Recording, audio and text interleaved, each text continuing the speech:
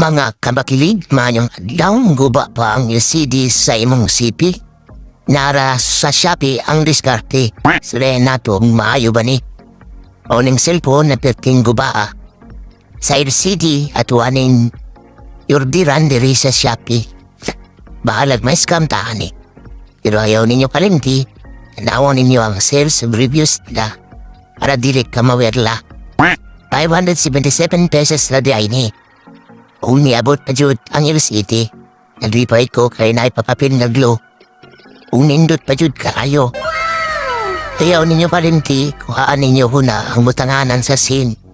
O ng part na wala na po na video he. Ginagawa mo! Irit sa ginoon ko sa pag-abri o gumag-abri.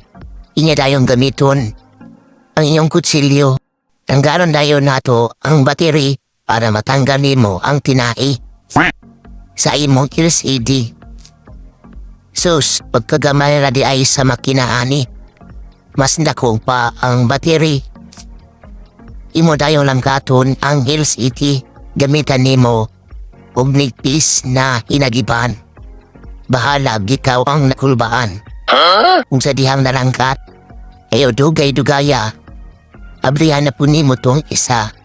Arnid matanggal na. Kung maglimpyo, hisilod na nimo ang iyang tinai. Tapos i-connect nimo sa iyang motherboard.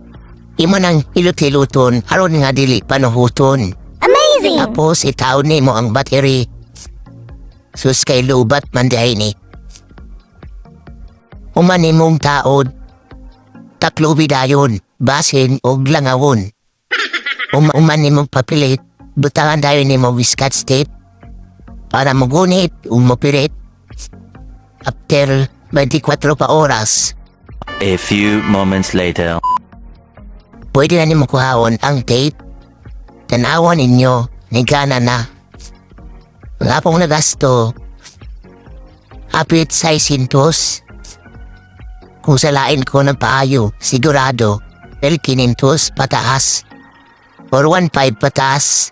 Depende sa klase.